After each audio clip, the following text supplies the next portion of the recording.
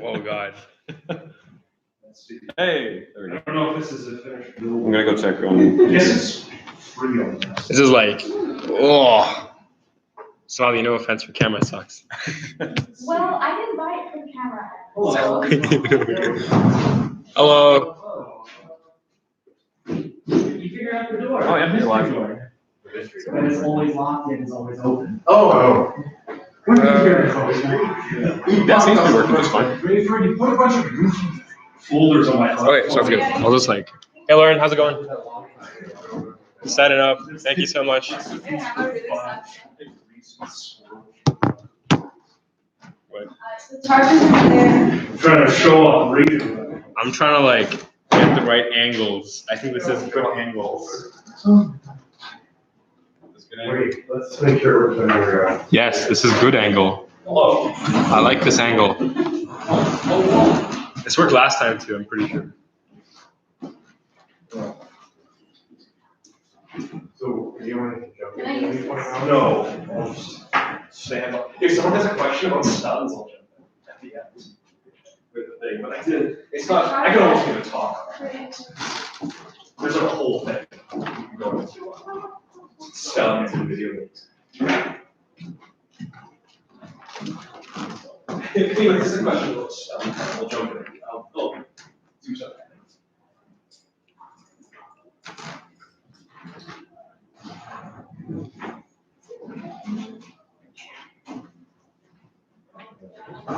We had about 15 people sign up.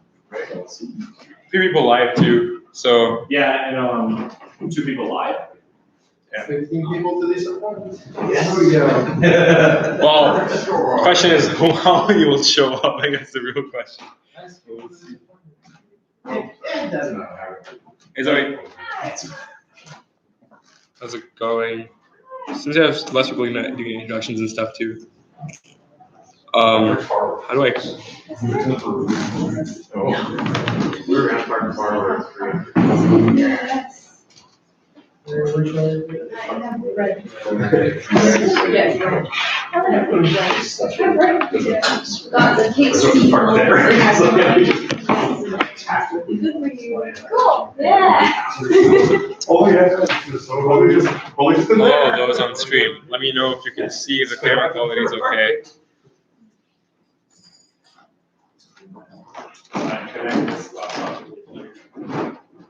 been pushy.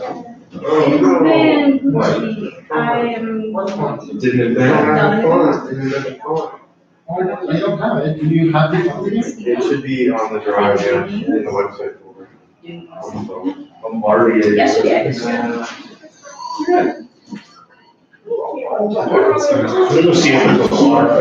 Yeah, but maybe with your style. Yeah, this is shiny. I love it. I need a new shoes. These white shoes are not white anymore.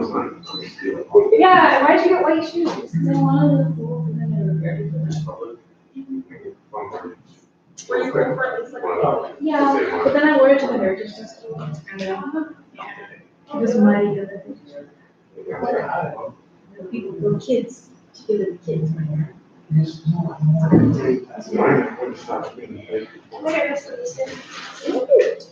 Right connection. Hello.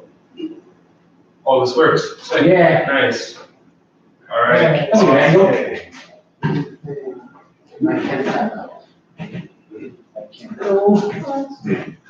Hello. How's it going, Mikey? How's it going? Welcome. Just waiting for some people to show up. I mean, I don't know. There's like signs, so I don't see the sign anymore. I guess not.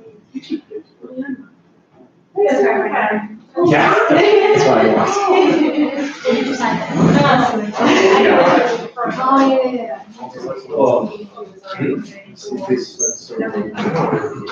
No. Their couch is very good.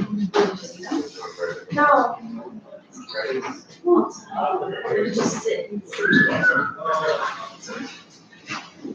You're on that part. That's anything that I. Hello. Oh. You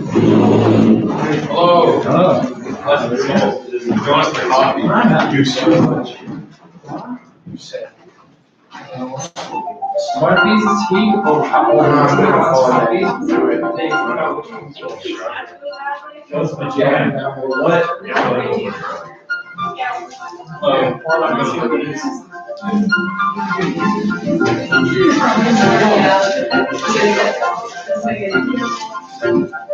So I guess.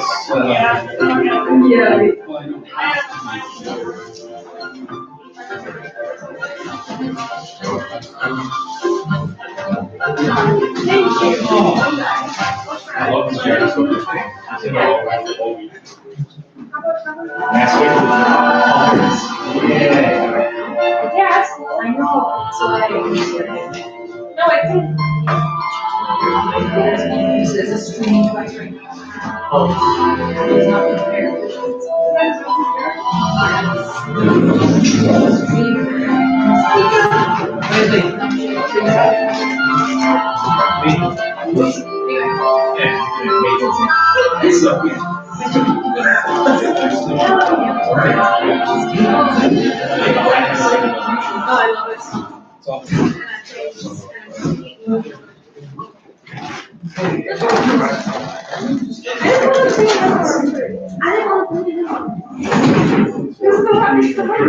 Right? I feel lost of it. Yeah. One of these, like, one of them is more like structured. Yeah. Yeah. This is more. Well, you're right. Yeah, I heard the difference. That's not worth it. See how much. Oh, good to know. Yes. Okay, that's easy. Gotcha. One of like two other kids.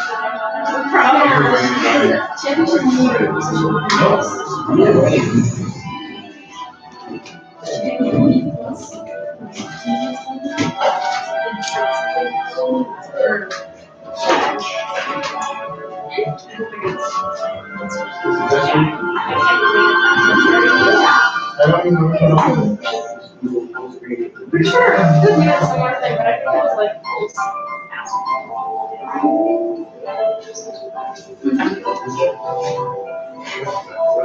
And you went? so I feel like she's like. See you in one town? Yes. I haven't seen anything in this one. Oh, I did see it. Yeah. Oh, this one. For sure. Well, she might not have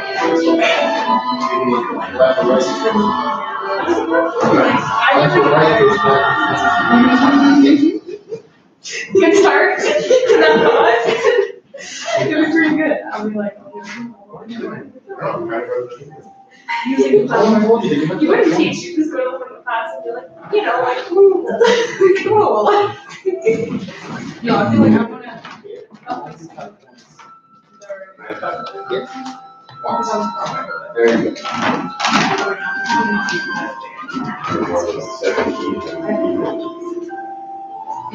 Yeah, I don't have like the concentrated interest.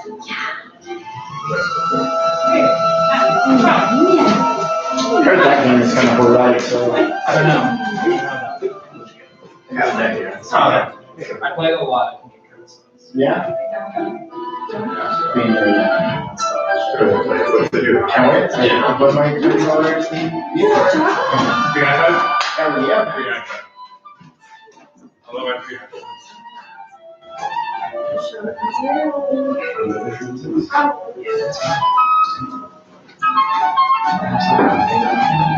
Oh yeah. There's donuts and coffee and tea. So if you would like donuts or coffee or Earl Grey, feel free to grab some. I'll pitch a bit.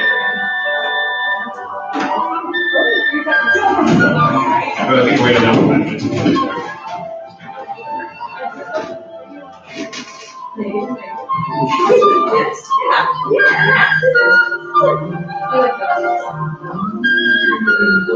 Yeah.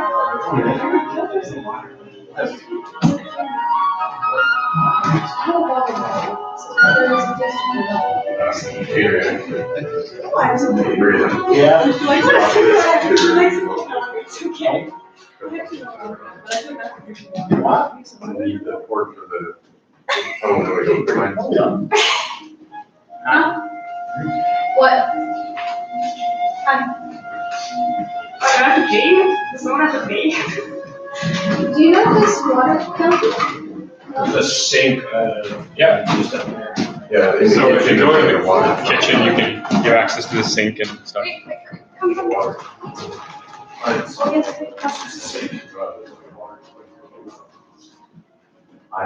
you look nice. Yeah. You're taller than me. Yeah.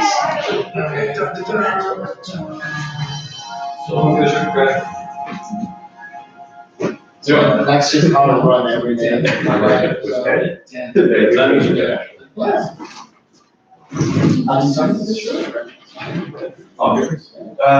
We're doing one presentation. We're doing There's there's a couple talks. This is right here. My Okay, hey. I'm just sponsoring with $3 I'm not doing any presentation. So that cat landed one. My bad. Let's see, I'll see you again next week. No one else there is start all the way. Actually, that's the case, I'll keep an eye out on Discord. Thanks, Matt.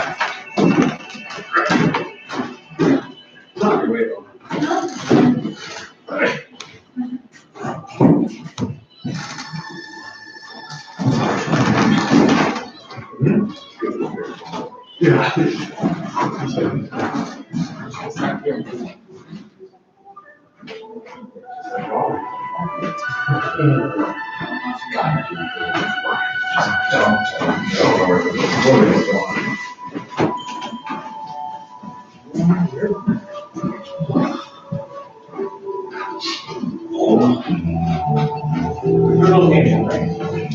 Yeah, really, I remember your names. Matt.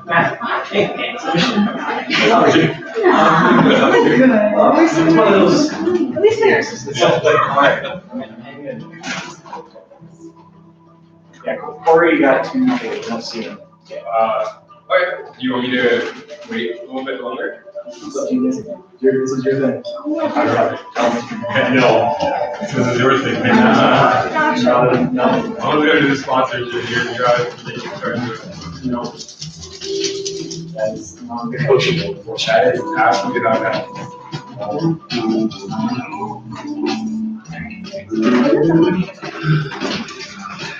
I mean, you guys know what this is. What's this fancy group? Like, this is Little Nerds by Big Beats. Very good song. Yeah. You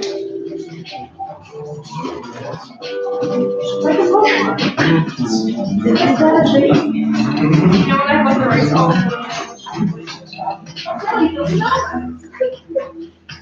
It's like, what do you think? Yeah, okay.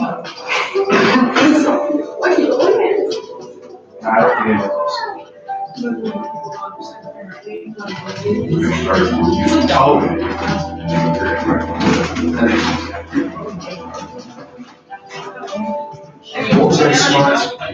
Huh? What? What did you say? You're white. No, it sounds like you're right. Yeah, we exactly. So like it's more like I'm not yeah,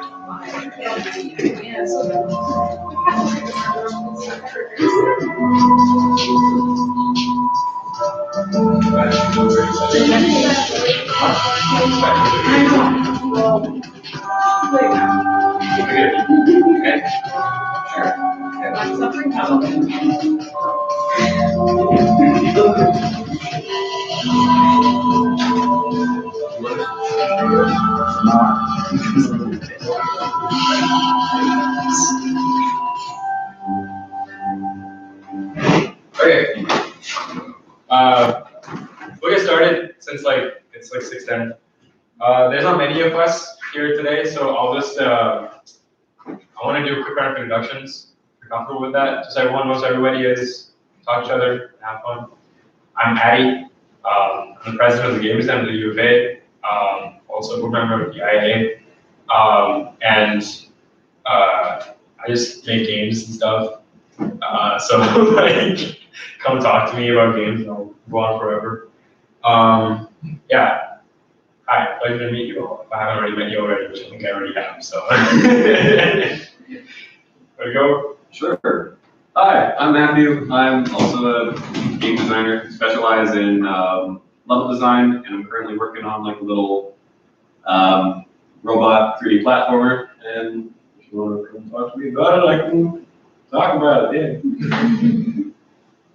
Hi, I'm Mighty. I'm a student at the U of A using ethics and yeah. Yeah, nice to meet you. I'm Nathan. I'm a game programming student at 8, currently last semester, so we'll see how that goes. And then also help me organize this entire thing. Thanks, Nathan. Good evening, my name is Ted Erickson. I'm with IAA, and my day job is the Director of Digital Transformation for Support. Sick. Oh, whatever. I'm Alex, and ours is Gene. I don't know. I'm Adrian, I'm also part of the first machine. Everything that is working in any of our games, that's my fault. I'm Ray, I'm the last part of the frozen machine, so Alex and Adrian don't break, I make sure it's broken. Hi, I'm Somali. I'm sorry if I have donut stuff on me, but it's okay. I'm a student at the University of Alberta. Comsci, woo, I'm here because interesting stuff's happening. Whoa. Thank you. Please talk to me. I like friends. I'm Zoe. I'm first year at the university, pursuing computer science, and yeah, also like I love going to games and stuff, and I'm interested in making games. I'm Ryan. I'm the secretary at IAA, and I also have been building this game for some years. I'm releasing it next week. Thank you. Yes. Yeah, second part of the announcement, we have donuts and coffee, everybody. So feel free to grab these before the presentation starts. There's tea on this canister over here is warm water, and then there's tea over here, and then the second canister on the right side is coffee. So that's, thanks Catlandia, Ryan, for sponsoring this event. If you would like to sponsor an event in the future, please get in touch with me. But yeah, welcome to the second Game UX and Design Meetup. Essentially, this is just a place for us to talk about design and UX, kind of no doubt about it, share our insights, and have a good time conversing about the kinds of designs that we've explored and user experiences that we provide the players through our games. So the agenda for today is that we basically have Frozen Machine talking about their design experience with their game Reading Rush. And then following that, I kept a little bit loose this time around because we have lesser people today. I'm open to either hosting and organizing a quick prototyping workshop or ideation workshop for you guys if you're interested in that. Or I could do a talk on flow theory. This is what I'm doing my thesis on right now. So whatever you guys want. So for now, I would like to invite Frozen Machine up here. Thank you guys.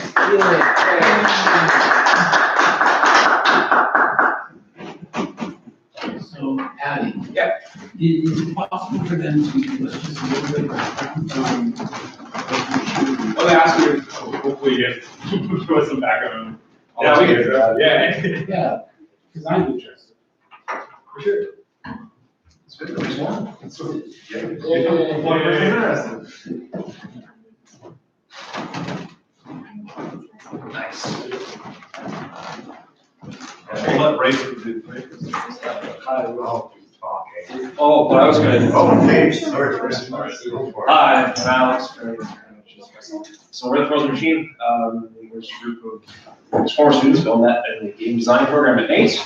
And we were what was known as the GFI program, which basically got limited halfway through, and we were the only 3 left in it. So we got to know each other fairly well. And it was basically like, hey, but we all keep making games after we graduate. So we did that, so we've been in business, I think officially for 3 years now, or 4. One in our fifth. Oh, is that official, like April? Oh, wow, okay. I'm glad. Yeah, so I've been officially in business for about 4 years now. We've released 3 games on Android and iOS. Tuna Cycle, Bugs Are Stupid, and Green Rush, which just released fairly recently. So we're here, maybe great for giving the talk though about UX and design and just what we've learned recently on just making games and things like that. Yeah. Thanks for the intro. No problem. There, all right, did something. Check mark for Thursday to stay Thursday. Yes, so we were asked by Addie and Nathan to put together a little presentation on what we've learned over the last 4 or so years of being in business, technically, and the last 8 years that we've been, 7 or 8 years we've been making games together on the topic of UX and how to design for UX. So we're going to start off with a big fat disclaimer. Everything in this presentation is just our own opinions based on our own experiences. We are by no means an authority on UX design, so you should definitely take this presentation with a good dose of salt, question claims we make in it, and think critically about what we say. And although this might be an okay starting point for you, if you're starting out with UX design, definitely don't rely on it as your only source of info on UX design. So now we have the excuses out of the way, what are we actually going to talk about? So UX is a pretty big topic, and we discovered that when we were reflecting on what we've learned making this project. It covers quite a lot of ground. So we're going to start off with some just sort of high-level definitions of what we felt UX meant, and what we're going to try and cover in this presentation. Then we'll try and drill down a little bit more and solidify things a little bit better into some core concepts, the way we view UX and what our goals and responsibilities are in terms of UX design when we make games.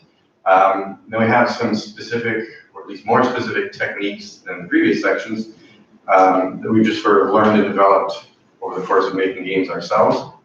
And we'll just try and summarize it all in one golden rule at the end, and hopefully we'll have a little time at the end for some questions if anyone has any. So, start off with some definitions. We'll talk about UI versus UX, since those terms are often used together. And try and flesh out a little bit what is UX and how do we approach UX as designers. So UI, as we just saw, user interface. We're bringing this up because it's often used hand in hand with the term UX. So the user interface, as we define it, are the mechanisms to exchange information between the game and the player, which is a very fancy $5 definition. And it basically means the almost physical things, the ways that information flows from the game to the player or vice versa. So examples are the HUD or the menus or the controller, either the game telling something to the player or the player telling something to the game, and not necessarily the what of what it's saying, but the how. UX, user experience, as stolen from Wikipedia, is a person's behaviors, attitudes, and emotions about using a product, system, or service. So that's a very highfalutin definition, but it's not very helpful starting out in UX design. It covers too much ground. So just to sort of start to solidify the idea of what UX is, first off, UX is not the same as UI. You'll often see these terms together, UI/UX or UX/UI. They go together, absolutely, but they're not the same thing. So it's important to not confuse the two. It's really easy to get distracted and think that UI is UX. They're not the same thing. UI is an aspect of user experience, a very important one, but there are many, many variables that affect a user's experience with a game or with any sort of product or software. So just some random examples, not by no means an exhaustive list, of some other things. First impressions and word of mouth about a game is part of the user experience. Let's say Bob and Alice go out for a coffee, and Alice has been playing the new Demon Kickers game. She's really excited about it, and she tells Bob all about it. If Bob's never heard about demon kickers, this is his first impression, and it's his start of his user experience with the game Demon Kickers. This is also part of Alice's experience with it, getting to talk about it, getting to share it with a friend of hers. Things like optimization, technical issues in the game, like load times, for example. If we boot up the game Demon Kickers and it takes 10 minutes to load a level, and every time we go to another level, there's another 10-minute wait. That's part of our user experience. That's annoying. Or if the game loads really fast, that can create a positive user experience. Not really anything to do with user interface. More of a technical issue, but still part of the user experience. And we just had a little interesting anecdote. Some of you may know this already, but the idea of having mini games during loading screens used to be patented by Bandai Namco, and just recently the patent expired just in the last few years or so. That's one way to get around the problem of long loading times, is to give the player something to do. How much control does the player have in the game? If there's a bunch of splash screens at the start and then there's a bunch of cutscenes, are they skippable or not? If I am the player and I don't care about the logos at the start of the game, I just want to go to the main menu, am I able to do that, or does the game force me to sit through those splash screens? If I'm going into the boss fight and I die a bunch of times, do I have to watch the cutscene every time, or can I skip over that? So how much control over my experience do I have as the player? What's the difficulty curve like? Can I jump in and start playing right away, or do I have to go and jump on Reddit or Steam forums or something and find out how to play this game? What are the tips and tricks for it? External support is part of the UX experience. If I reach out to the company on social media or via email or whatever, if I have questions or I have bugs or crashes to report, do they get back to me in a matter of hours, or does it take them days to respond? So all of these things are examples of variables that can affect user experience. Again, just a tiny handful of what's out there, but just to illustrate that UX does not begin and end with the user interface. So UX is a big umbrella. It covers all sorts of things, and it's kind of tough to specify everything that goes under the UX umbrella because there's effectively an infinite number of variables that can affect it. So how do we begin tackling this problem as designers when we make our games that it's so difficult to even define what affects UX? One thing to keep in mind is that user experience is not a binary thing. It's not a totally good or totally bad thing. It's not like there's a switch behind the scenes in the game engine or in our code or our design docs that's set to either user experience is terrible or user experience is great. It's the culmination of many variables, and it's an ongoing thing, both the moment-to-moment experience that the player is having with the game and the overall impression that they have of the game as a whole. So it helps to not think in absolute terms of my UX design or my user experience for this game is good or bad, but instead think in relative terms of better or worse. How do I make my user experience better? Or what are the things that are making it worse? It's sort of like a spectrum slider, and the decisions we make, the things that we think of as UX designers, can either move the slider towards the better side of things or towards the worse side of things. And it's our job as UX designers to try and nudge it towards the better side more often than not. So another important thing when trying to understand what UX is to learn that there are two sides to user experience design. There's the what and the how, two sides to the coin. So what we mean by this is the what are the concepts of user experience, the concepts that you need to have in mind as a designer. The what is harder to learn because it's abstract, and it's about identifying the problems that occur for the player. It's really about learning to think like a user experience designer versus the how side of the coin, which are the implementations. This is where the user interface comes into play.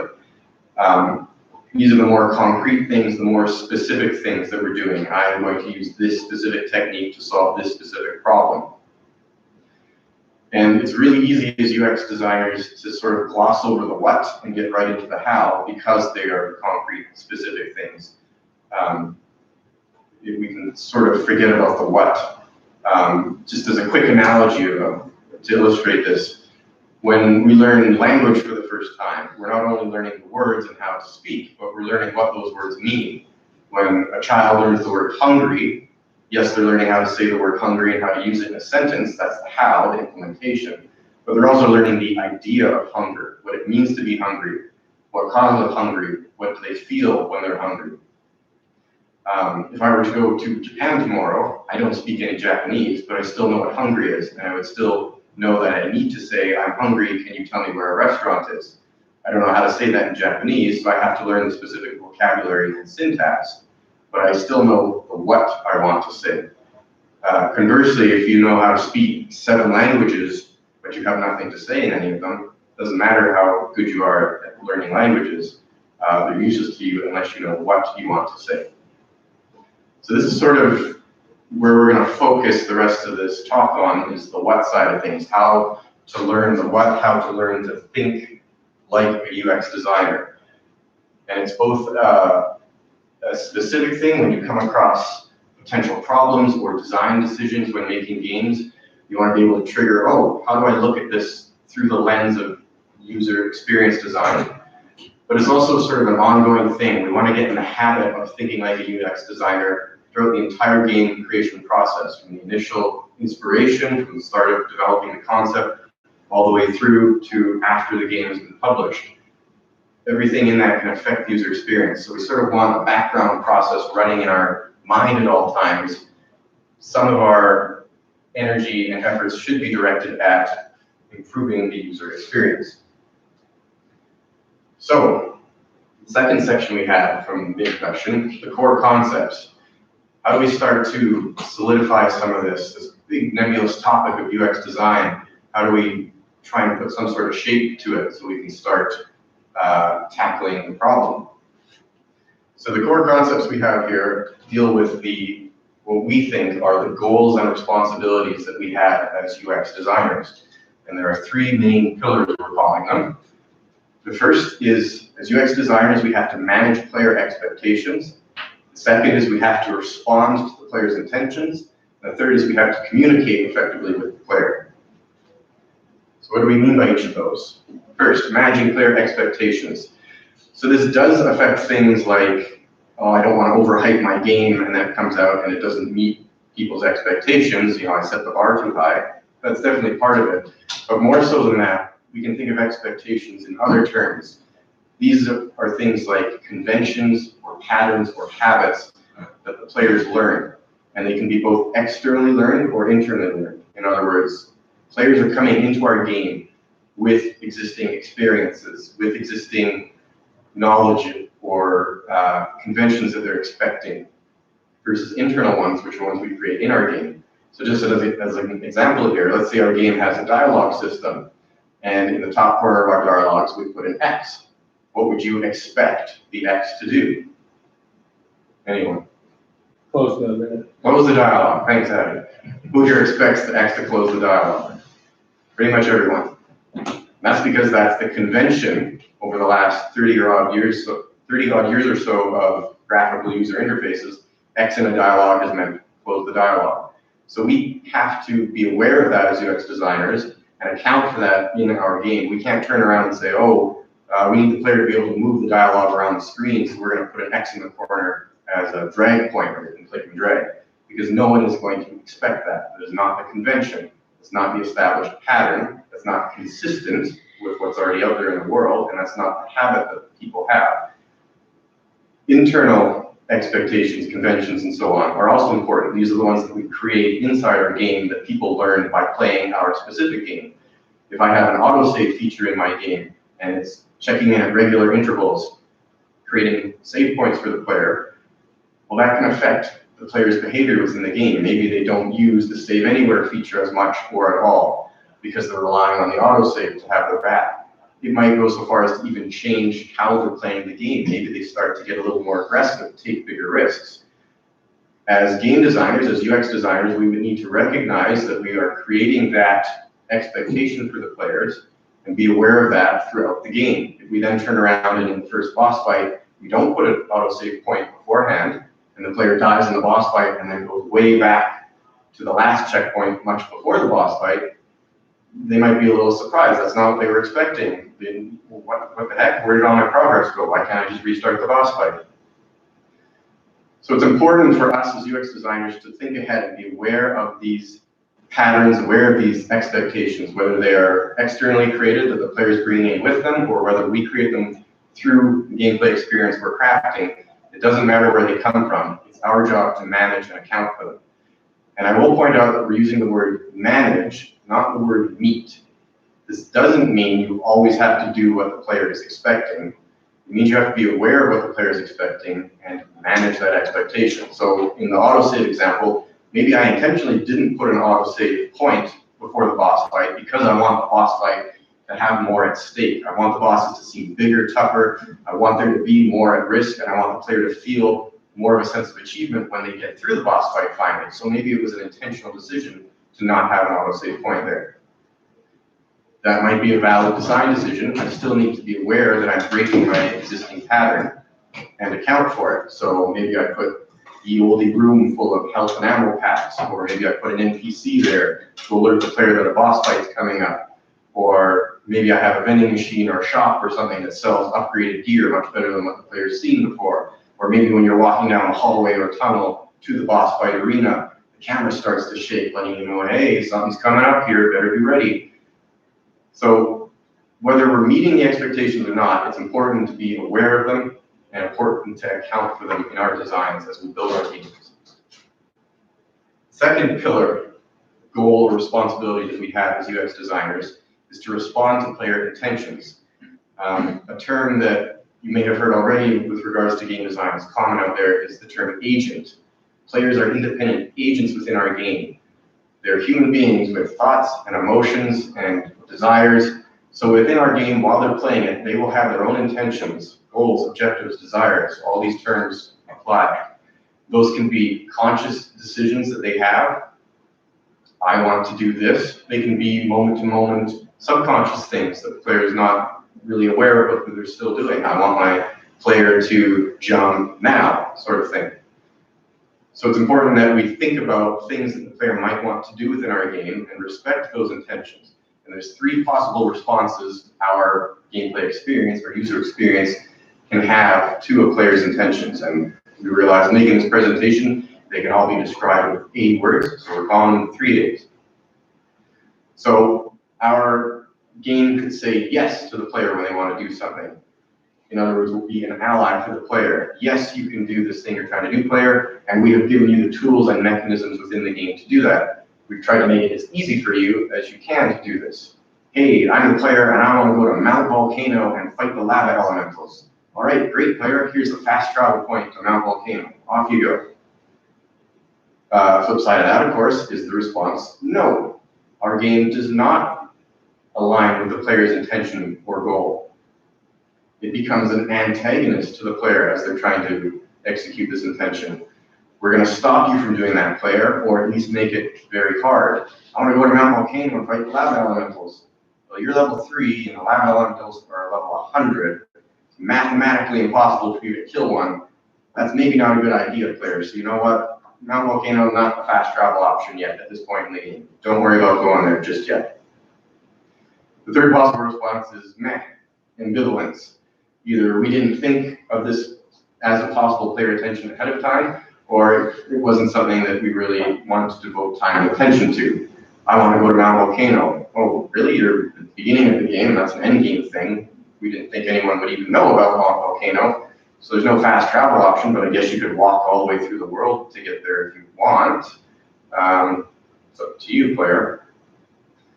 So how we handle these player intentions, and of course they're not, the player actively saying, hey, game designer, I want to do this in the game, and we respond directly with one of these answers.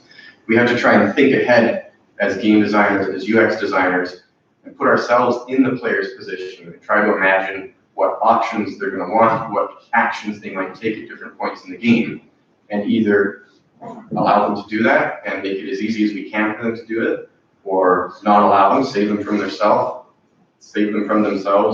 or stop them for other reasons, or either we don't care if they try to do it or not, or maybe we just didn't think of it. So the third, final pillar in the goals and responsibility of a UX designer is to communicate with the player.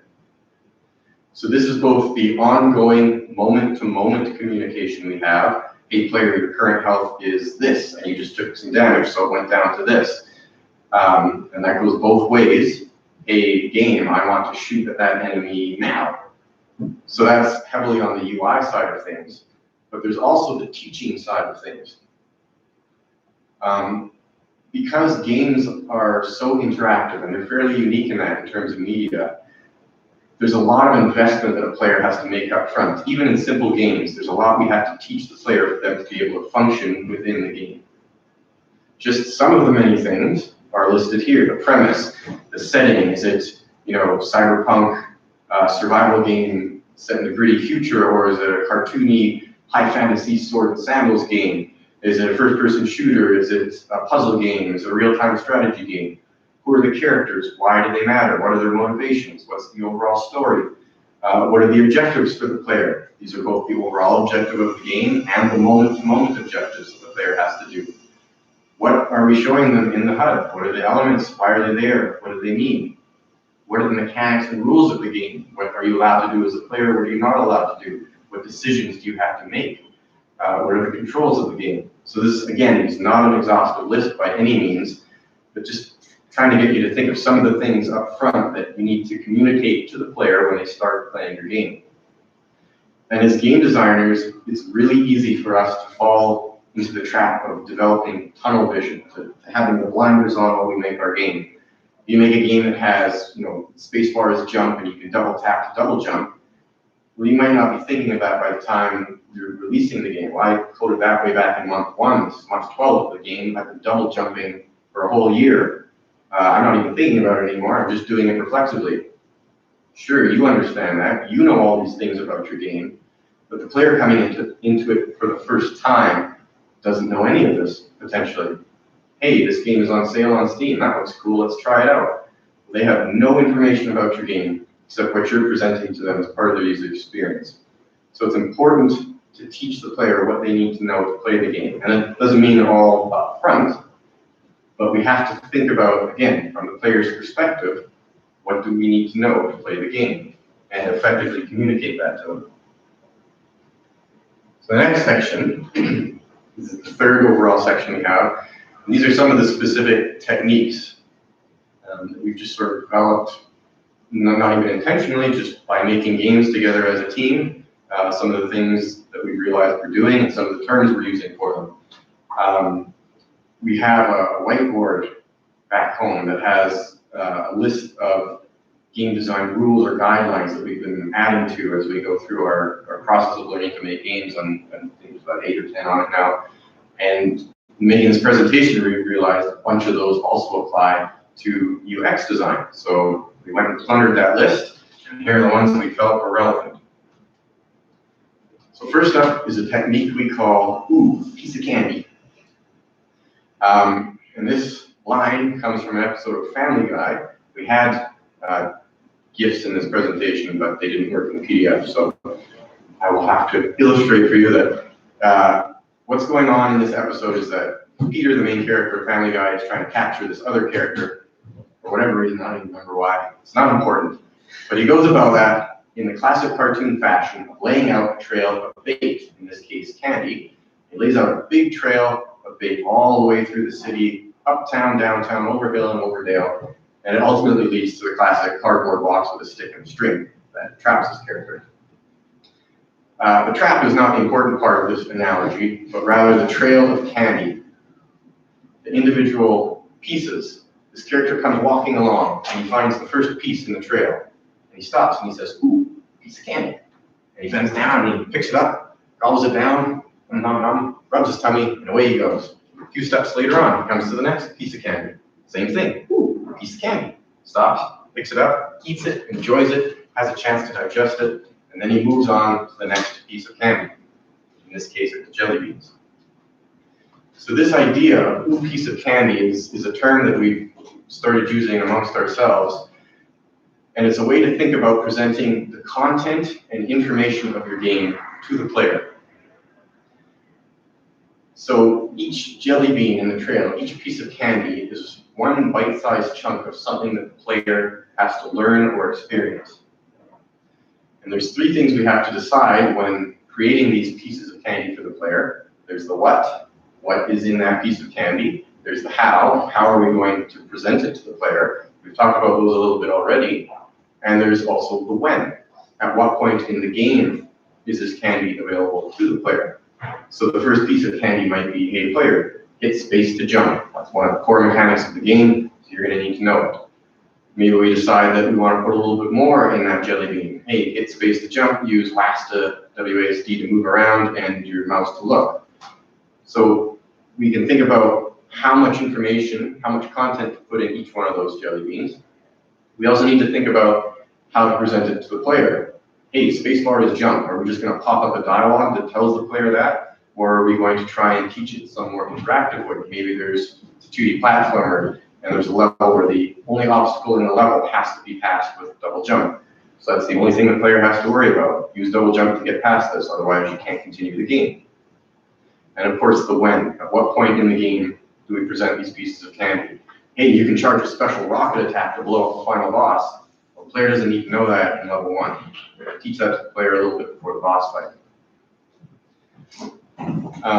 Another important point we'd like to make on this is this does not mean we're advocating coddling the player or spoon-feeding the player.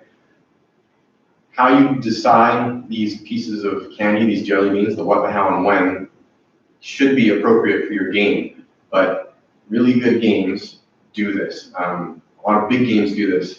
Borderlands is a series that does an excellent new piece of candy, both at the start of the games and throughout the game. Adrian and I just started playing Witcher 3 on Switch. There's a whole bunch of stuff you gotta learn in Witcher. It's a gigantic game. There's the mechanics and the story and the characters and the abilities that you have and all the things that are in your inventory. There's an immense amount of content in that game and stuff that you have to learn as the player. But it does a pretty decent job of parceling up that information into these bite-sized chunks to introduce you to the game and the world.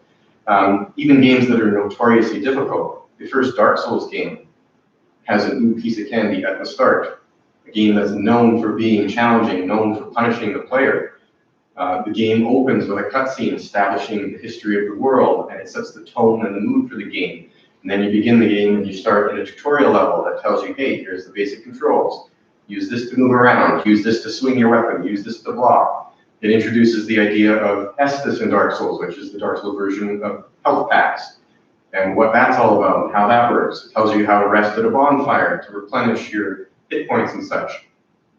So even if you want to have a challenging, difficult gameplay experience, that doesn't mean you need to abandon the ooh piece of candy method. It just means you need to adjust the what, how, and when of your individual jelly beans. Maybe there are fewer of them. Maybe there's a little bit more content or information in each one.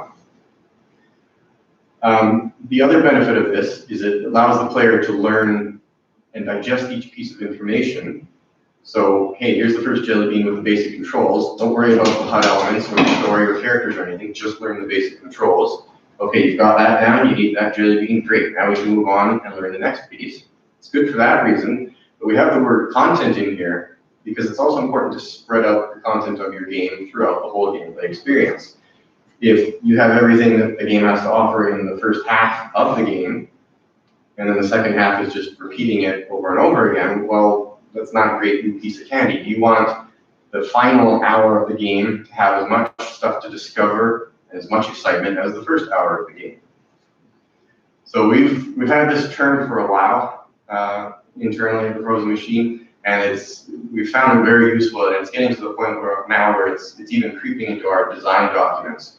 It used to be just a concept we have, but we're starting to have now actual sections in the design document called Ooh Piece of Candy, where we start to think about how are we going to break up the overall gameplay experience, and how are we going to break up individual pieces of information and content within the game. I don't remember if Reading Rush had it. It did. Okay, so Reading Rush, our latest game, had a Ooh Piece of Candy section right in the design document.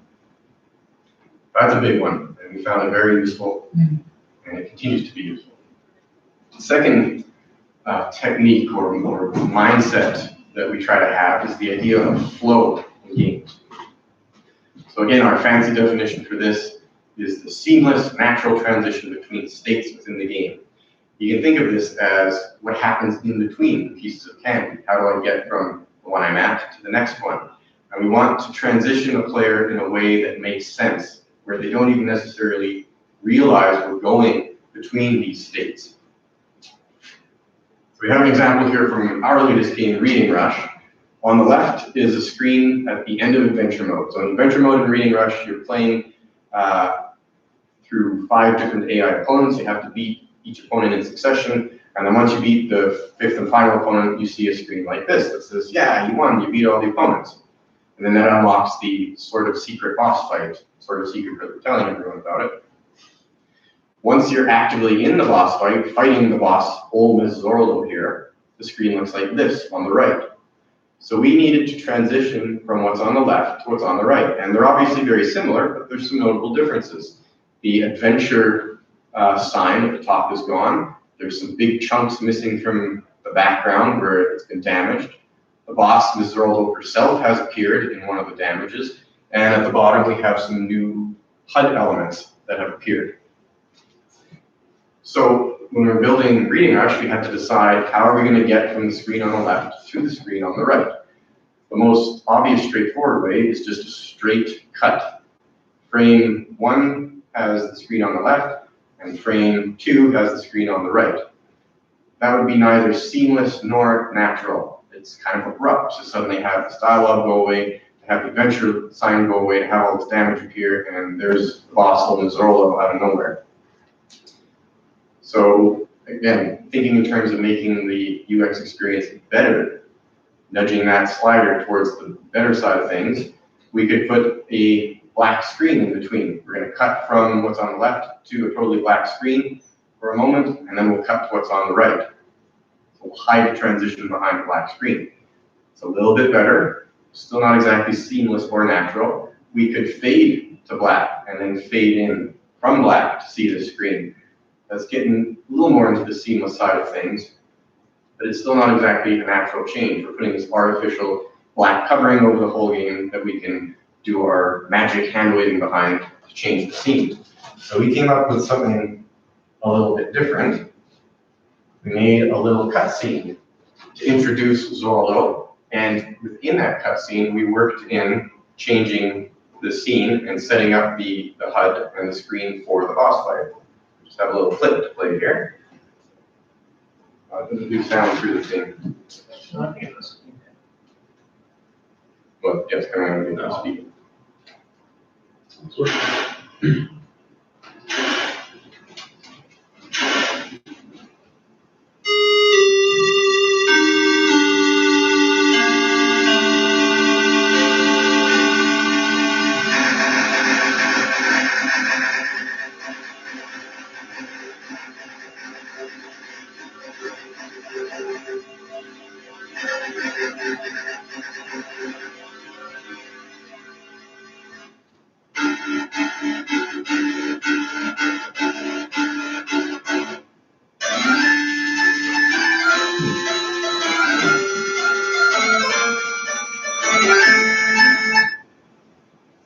Okay, so there we see how we transition from the screen on the left to the screen on the right.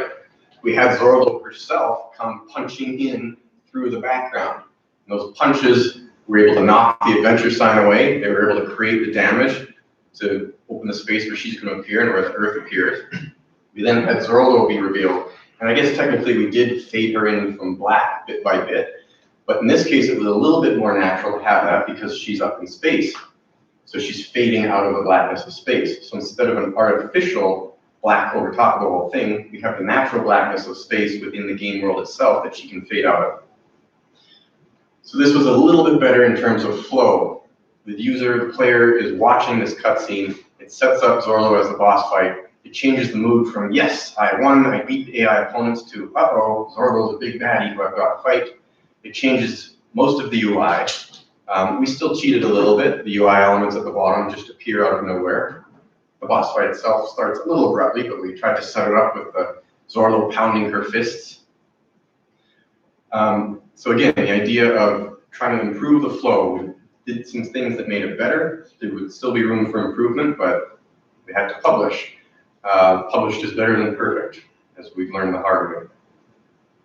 So if there are things we can do better, things we've learned from this, But this is the idea that we're trying to get across of flow. You want to progress the player through the stages of the game, through the states of the gameplay, whether that's HUD elements like this, whether that's the victorious feeling of ending adventure mode to the fear or apprehension or let's do this feeling of the start of the boss fight.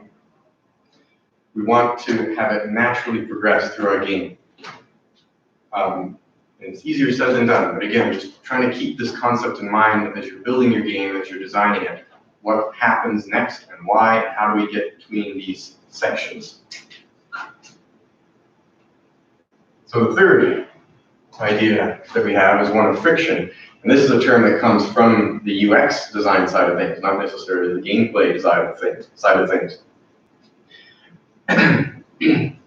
Friction is basically anything that throws the player off. The player's going to get in the groove. That's sort of what the flow is from the previous slide. You want the player, in the zone. They want to be one with the game. Everything they're doing, they want it to be responsive. We want it to make sense for the player. We want them to be having fun. We want them to be able to do what they want to do. So friction is really anything that goes against all of these principles that we've had in the previous slides. If I, as the player, want to do something and the game doesn't allow me to do it, well, that's potentially a source of friction. Hey, the music is too loud relative to everything else. I'd like to turn the music volume down. Oh, sorry, player, we didn't build a music volume control. There's only an overall volume control. Well, that's potentially a source of friction. In the example from earlier, wanting to go to Mount Volcano to fight the lava monsters. No, player, we cannot do that. That's a bad idea. In that case, that's still a source of friction, but it's in order to save a much bigger source of friction, the idea of the player fighting these monsters that are well above their level that they can't handle yet. So again, it's the overall things and it's also the moment-to-moment things. It's how responsive is the game. If I hit the space bar to jump, does my character jump right away or is there a little bit of a lag for some reason? So we're trying to set up and get the player into a groove while they're playing.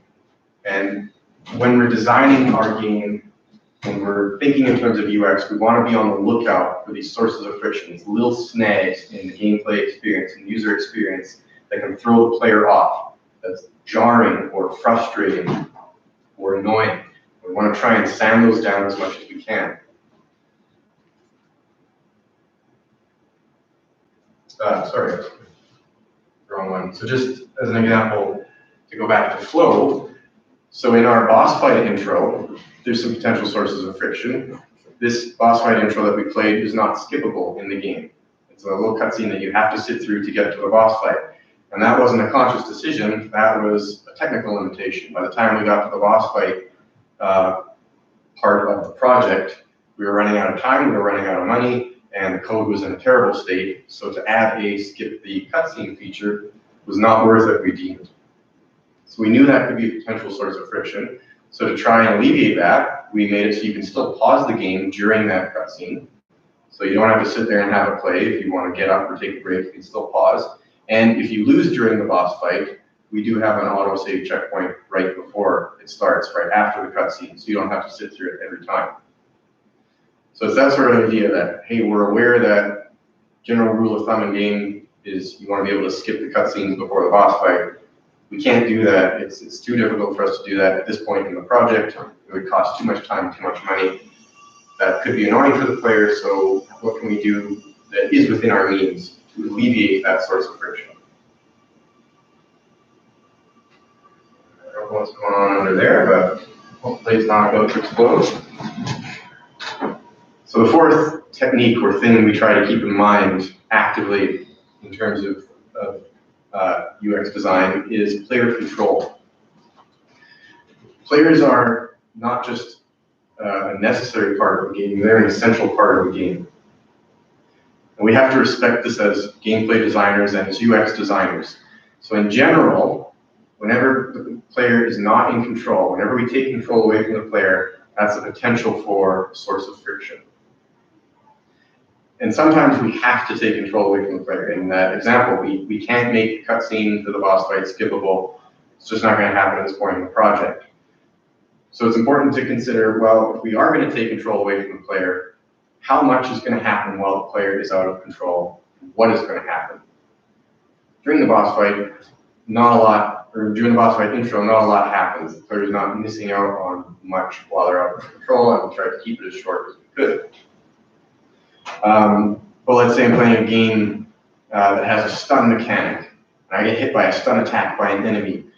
Sure, that might make sense in the game world for the player character to be stunned, but the problem is I, as a player, am sitting at home on the couch in front of the computer, and I can see that that other enemy is showing up with the Ultra Bazooka and is about to blow my face off. So I'm madly mashing on keys, trying to duck into cover or roll away or shoot back. The game's saying, no, you're stunned, you can't do that, you're out of control. So in general, we find it's better to leave the player in control at all times. And if you're ever going to take control away from the player, consider this question: why are we taking control away from them? You have to have a good reason. Don't do it just because. And what's going to happen while the player has lost that control? The fifth and final technique or thing to keep in mind is chores. I'm sure all of you have experienced this in gameplay. Don't make the player do chores. Jeff Kaplan of Overwatch had a talk at one point where he described the idea of plate spinning. They want to avoid having players spin plates. And what was the example? It was Symmetra. Yeah, anyone remembers Symmetra from way back in beta when we played Overwatch? Her original E ability was just add in shields, and that's all it was. You just had to basically press E at a teammate just once every time they respawned. And it was really boring because it wasn't interactive and you just had to sit there. But if you weren't actively doing it, you're then limiting yourself. So it's kind of like you're just running around going, oh, I gotta keep on everyone's health bar and keep pressing E over and over again. So that's this idea of we don't want to punish the player for not doing something. Oh, Symmetra, you're not running around and keeping everyone's shields up. Well, now they don't have shields. That's a bad thing. Instead, you want to reward the player for actively doing something. It's a subtle distinction, but it's an important one to keep in mind. So this applies to gameplay mechanics. It applies to even in the menus. If I want to lower the music volume, well, do I just hit pause and lower the music volume? Or do I have to hit pause and then go into settings and then into the options menu and then into the audio menu and then into the music menu and then the slider is there? Why do I have to go through all those menus to get to that control that I'm looking for? That's a lot of work. It's not necessarily difficult. It's not necessarily confusing. It's just boring, annoying. It's work I have to do. If my backpack is full and I want to clear space in my inventory, well, player, you gotta walk all the way back to the first village because that's the only spot that has a store you can sell stuff at.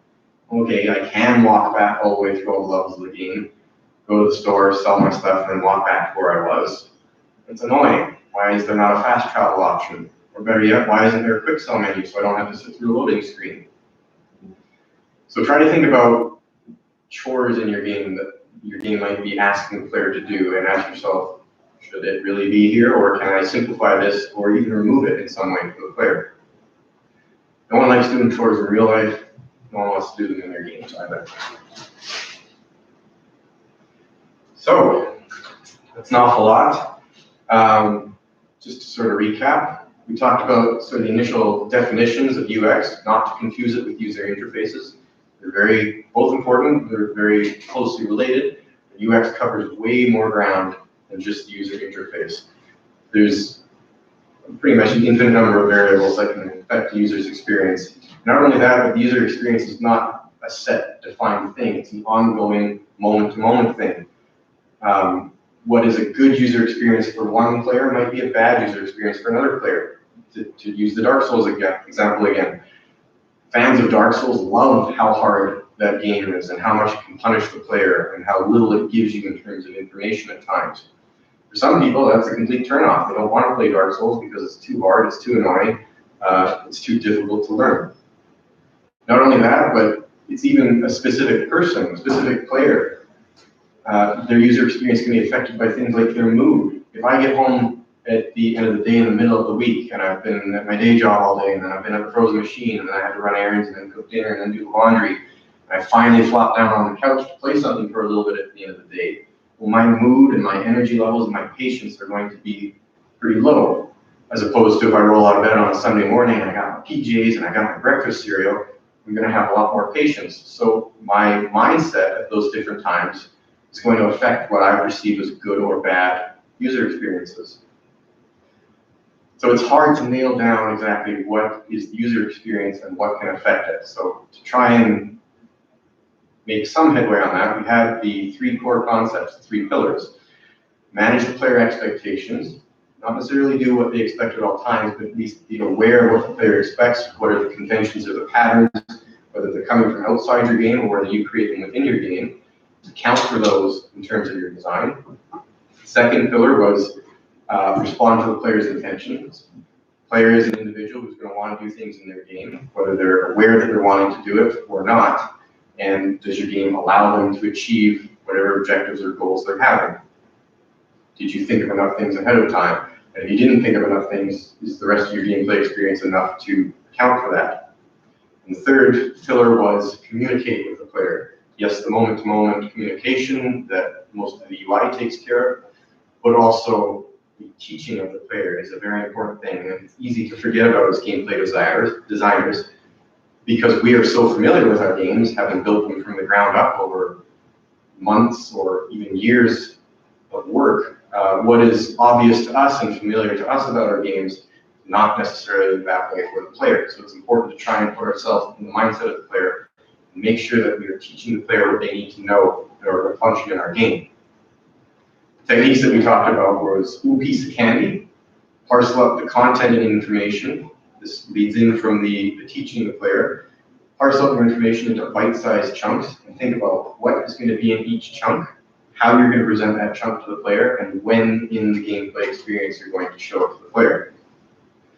And try and arrange them in such a way that it leads the player all the way through, from the time they first start up your game to the time they finish the final level. You want to have pieces of candy all the way through.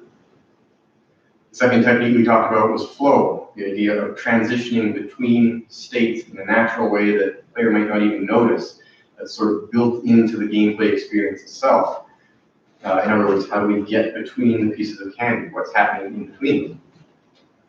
The idea of friction that goes against all these other concepts and things we're talking about. Things that can frustrate the player or annoy the player or confuse the player, that throws off their groove. Beware the groove. You want the player in that groove. That means they're going to keep playing your game and enjoy it. So try and be on the lookout when you're designing things for these sources of friction and try to eliminate as many as you can, or at least alleviate them. And final two techniques that really start to bleed into gameplay design rather than UX design, but were important enough we felt to mention. Don't take control away from the player, and if you do, have a darn good reason for doing it and understand why you're doing it. Anytime you're taking control away, think about why and for how long and what's going to happen when the player's outside of control. And don't make the player do chores. Don't annoy the player, don't bore the player. You know, how many of us have played an RPG where one of the first missions is go kill 100 sewer rats? You know, rats 1 through 10, you might be thinking, oh yeah, ka-chow, eat it, sewer rats. By the time you get to rat number 95, maybe you're just sort of going through the motions. Okay, sewer rat's dead, 95, 96, are we almost done yet? It applies to gameplay, it applies to your UI, the entire experience. You want to avoid having the player do chores if you can help it, because we love chores. So to sort of sum up all of those concepts, all of those techniques, you have the secret final 6th technique, which is, in my opinion, the golden rule of game design, and by extension, the golden rule of UX design, and that is to embrace the player, which is easier said than done. But to wax philosophical for a moment here, games are fairly unique in how involved the player is, the audience is with the final product. If I make a movie and I throw it up on YouTube and someone hits play, well, the movie still happens. The same dialogue gets said, the same characters appear on the screen, the same story arcs happen, whether that person sits and watches the movie or whether they leave the room. If I paint a picture of a sad clown and put it up on the wall, it's a picture of a sad clown. If 100 people are looking at it, if one person is looking at it, if no one is looking at it. But if I set up a chessboard, pieces on either side on the table, and then walk away, a game of chess doesn't happen. The game itself doesn't happen until 2 players decide to sit down and start making moves, decisions. So that's what a game is all about. It's our job to set up the rules of the game, to probably give the player some objectives within the game, but then the third and equal part is the player acting within those rules to achieve those objectives. Making decisions, making choices. Choices, the decisions that the player make are essential to the game. They're what makes it a game. In my opinion, a game isn't complete until someone plays it. So we need to keep that in mind when we design our gameplay experience, when we design our UX. We don't want to begrudgingly acknowledge, oh yeah, the player's going to be in this, they're probably going to be trying to do things. We don't want to be trying to design around the player or pigeonhole the player into doing certain things a certain way. If we do that too often, we're going to alienate them. We want to acknowledge them, and not just acknowledge them, but embrace them like it says here. And to look at things from a more practical standpoint, as game creators, we need players more than they need us. There are plenty of games out there to play. There's no reason that the player has to play yours. You need the player, you need that audience more than they need you. So acknowledge how important the player is, both philosophically and practically. And just this final thing I had right at the end, I didn't think of it earlier, but it's a quote from Futurama: when you do things right, people won't be sure you've done anything at all. That's, again, building off of the previous ideas that we've had of the flow, and can the user do what they want, and is there sources of friction. When things are really clicking and your UX design is really good, people might not even be aware that you've done a lot of stuff. The best games have so much going on behind the scenes, so many tricks that they use in their designs, so many problems that they solved ahead of time. But again, remember, you're not going to get UX design right on the first try. You're still learning. You play any of our games, I think as a parent, we got a long way to go in practicing these ideas that we're preaching here. But just remember, it's a marathon, not a sprint. It's a journey, not a destination. Being a good UX designer, being able to think like a UX designer and then translate that into the implementation is a skill like any other. It takes time, and it takes practice, and it takes effort. So don't get discouraged if this seems like a big topic or you can't get it all done on your first game. So my voice is about to give out here, which is a good time to move to the questions.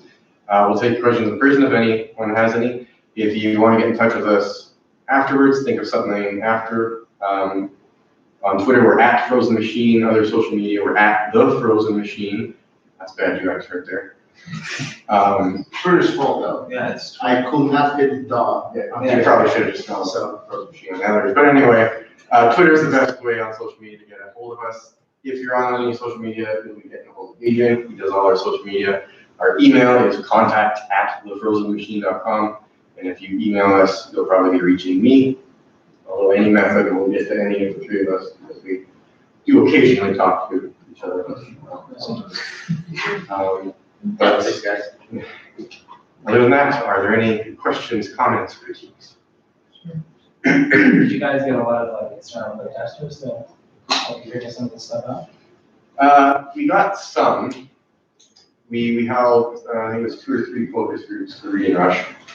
But we didn't do them very well. We've done that on all our games, and the way we handle it is we'll, either at our office space or we'll go to a cafe or rent a little space and just invite a bunch of friends and family, just put out an open invitation to as many people as we can. And the problem is the people who are coming to these events are not the target audience of our games.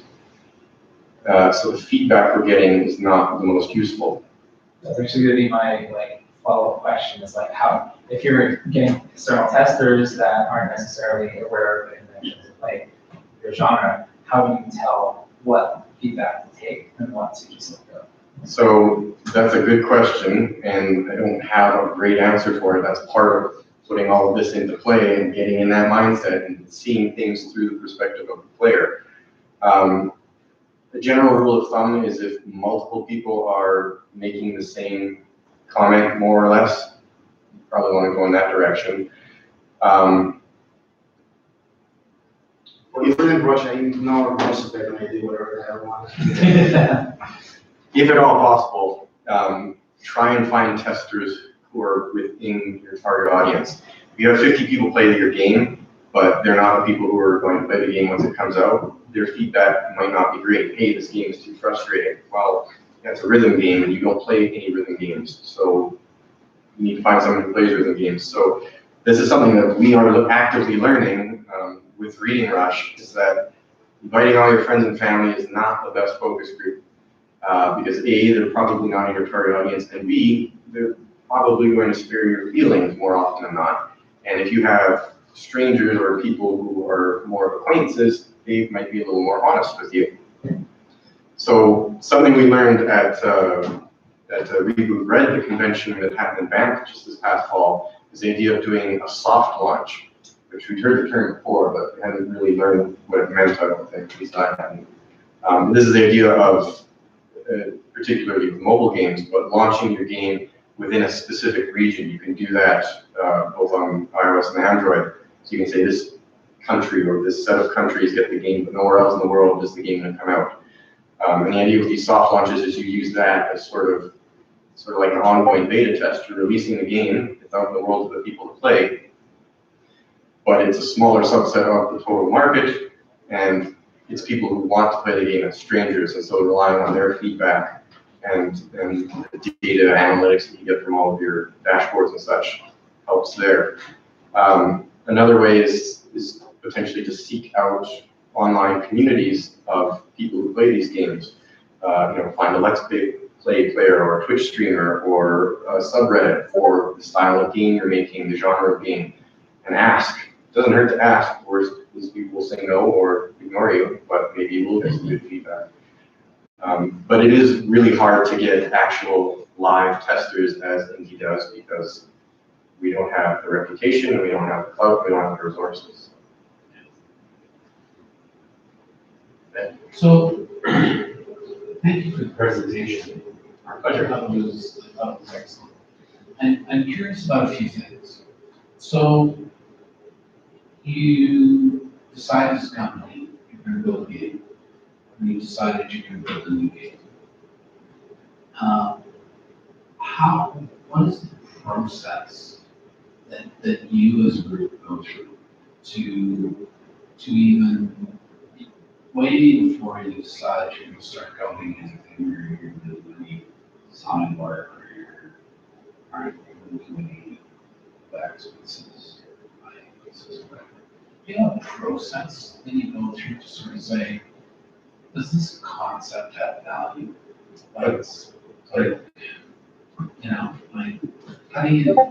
What do you guys do to go through that? A process for designing on projects. We've tried a few different things over the years. When we first started up, we made a business plan, of course, and we had about 36 ideas for games in that plan.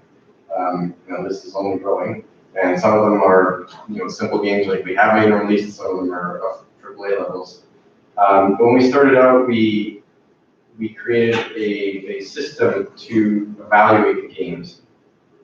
I don't remember all the entries we had on it, but we had things like how much do we want to work on this particular idea? How big is this idea? Do we have the skills and resources to build this? Is it easy for us to do, or is it just beyond our abilities, but we can learn enough to manage it, or is it just too big a project for us?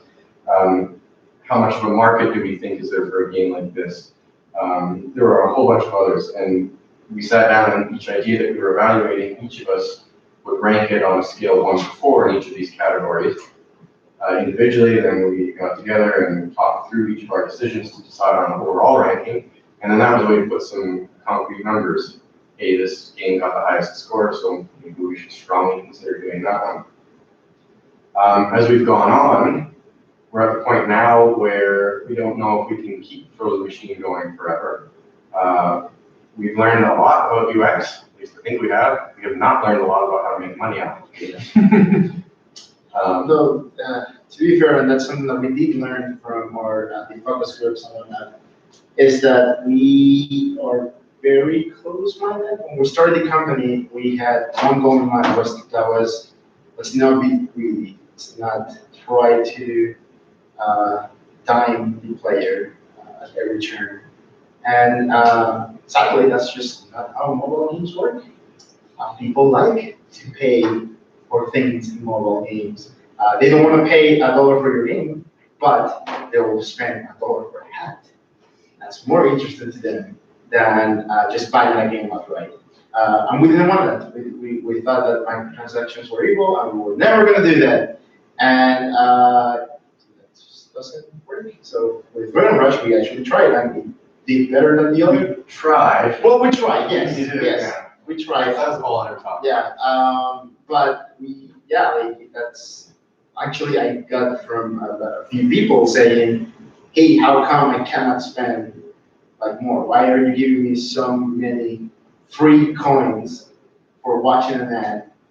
And like, why is the number of coins that I'm getting for spending $1 so high? I was just like, how? I don't know, man, because I didn't want to spend that much money if I was playing the game myself. They were like, yeah, but like that's not like how that works. Like mobile play, like real big mobile players, they do like to spend money and get a little in return, but then spend a lot to get something that they really want. And that's something that, you know, it was against our creed, and we kind of like learned that. You have a lot to talk about. Yeah, just to bring it back. Yeah, sorry. We're around this You know, like- that was a very interesting conversation. And an interesting lead that I want to go back, because this is actually quite important. I think it's important to us as an organization. So you have an idea for a game. I would imagine that there are many game developers or small groups who want to build games, who have great ideas. They have nowhere to go to vet that idea in a safe environment where it's kind of like, you know, it's kind of like doing a pitch, right? You're starting a company, you're looking for some dough, you need some investors, you know, you need to put together a pitch. It's hard to get investors if you don't have a product, and you know, it's just a very difficult thing. And I'm curious about that, because if there was a way or a place or an idea where groups could come together strictly to vet and pitch games to get input. The purpose is to acquire intellectual property that advances the game in some way to the next level. Would that be valued, or is that? You mean acquired intellectual property? Well, anything you acquire, when you shared with us today, is your intellectual property. This is stuff you guys have learned. So whether I think it's right or wrong, doesn't mean rat's ass to anybody. It's yours, you own it, you said it at the beginning, you qualified it, and you own it. So when you go to begin the process of trying to go through some ideas around games, is there value in being able to pitch ideas with like-minded individuals before you get too far down the road to say, do we want to continue to pursue this? Yeah, absolutely. I mean, when we pitch stuff, a lot of it, I mean, so I've been working on it for a while. It's called Wardens. It's a mobile idea. I'll probably never make it. I've shown it to Rayford though. I've done a bunch of work on it, and it's just fun as to come up with like, oh, this is a good mechanic, or this would be interesting, and then I like to pitch it to other guy, like pitch it to them, and be like, look at this, wouldn't this be neat in a mobile game? But one of the ideas for a gay future game we might work on, which I'm not going to say the name of because it's good UX, is I pitched it basically with a list of weapons. It was literally just like, aren't these funny? Like this would be funny. Do you think this like? I think all these weapons would be funny to use in a first-person shooter. Do you? And it was basically, yeah, I think so. And we'll talk about that. So there would absolutely be value, I think, in having a space where you can just pitch little things like that, because it can be hard to come forward with like a fully completed idea, and you're putting a lot of work into a grand reveal that might not pay off. So being able to be like, hey, I have this idea for like this mechanic or just like this world.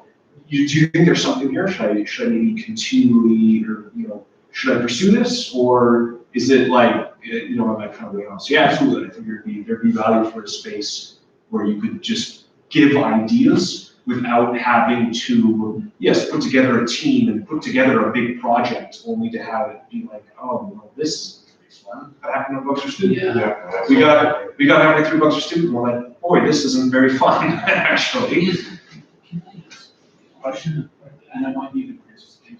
I'm just curious, when other teams or groups, would they find value in having the opportunity to come and like, so that you don't release all your ideas, then you pitch, hey, what do you think of these weapons? Like, let's have a 30-minute conversation about these weapons. Here's what I'm thinking.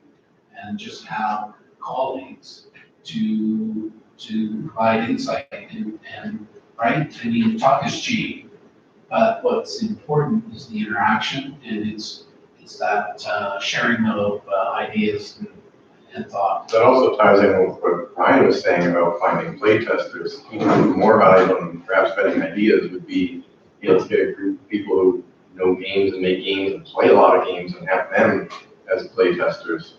It's sort of a step in that direction. Yeah, so maybe what we could do is we could get a room much like this one. Have people come in and give like 5 presentations, call it a Meetup party, and like 6 months later, have a Meetup playtest party.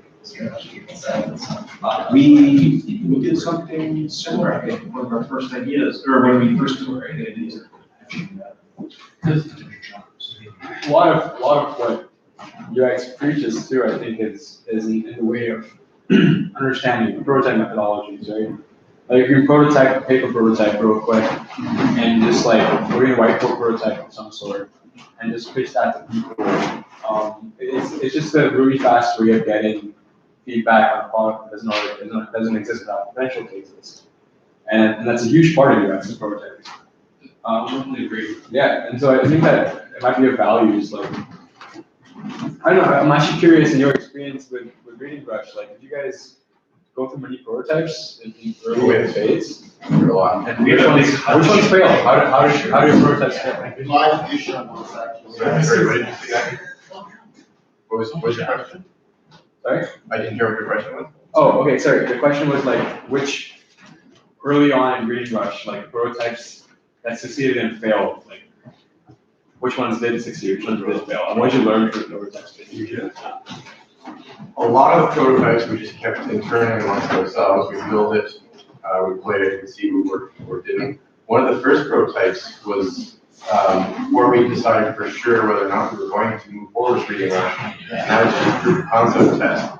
And we built one that used numbers instead of letters. So for those who haven't played Reading Rush, the idea is that there's rows of alphabet blocks that fall down from the top of the screen, and you have to tap the letters in alphabetical order in each row, and here's the row. You're alphabetizing on the fly.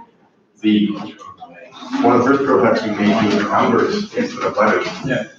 And it's the exact same letters, the blocks coming out on top of the screen, same rows, but it was trivial to do because putting things in numerical order turned out to be way easier than putting them in alphabetical order. So there was no challenge whatsoever. It was just, you could play perfectly. Everyone who tried it could play perfectly. And then Adrian said, well, I still think there's something here. Let me try with letters instead of numbers, and we'll see. And so he built the same prototype, but now he went to the, it took a little more work, but he got it working with letters. And the three of us played it, and we're like, oh, wow, that's a distinct difference, just that one. So that's sort of the idea of A/B testing, which is a common thing in UX design is, hey, we have these two options, option A or option B, fork in the road in a design decision. Let's give both options to our testers and see which they prefer, going in the random order to each tester. So yeah, just, the idea with A/B testing is you can only change one variable, so you're trying to nail down which of these two distinct things is better, just change one thing. So yeah, we had that as an early prototype, and that simple change from using the letters instead of the numbers, and that was the initial idea, was for letters, but it was easier to build a prototype with numbers. Yeah. So that was part of it. Like I said, we did do several focus groups. We took Reading Rush, it took us 2.5 years to make Reading Rush, so we took it to a lot of shows, Press A to Start, I think it was at GDX, but there were some other local shows. We took it to Calgary and Expos. And so that was great exposure, but it was also standing there and watching someone play the game, and that's where they pick up the game. You're not necessarily pitching it to them right off the bat. They're just sort of picking it up, and you can see firsthand, oh, do they understand the game mechanic or do they not? Oh, they're not using their powers. Maybe at one point, so in a Metro mode, you're charging up powers that your character has to fight the other AI opponents. At one point, we have those powers stacked up at the top of the screen, one on top of another. And we saw in playtesting that just at these shows, people were playing the game, and once the letters got down to the bottom of the screen, that's where their attention, that's where their eyes were focused. So they're madly trying to keep the screen from filling up with letters. They're not looking up at the top where their powers are to see that they're charged.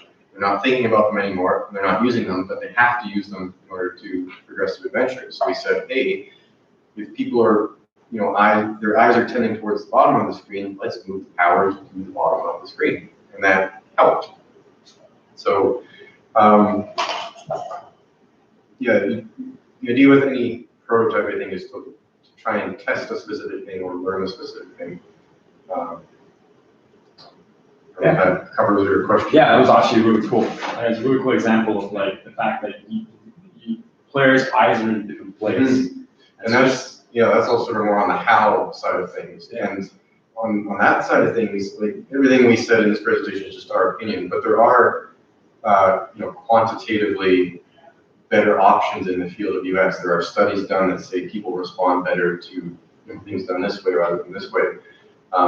That all comes into play on the how side of things, I think. So when you've identified, oh, people aren't using their powers in the game, that's the what, the thinking and the mindset. Then you move to the how. How do we solve this problem? That's really cool. I have another question. Did you? Yeah. Yeah, you go, because What was the hardest challenge you guys faced when it came to design for Reading Rush? Designing it or making it?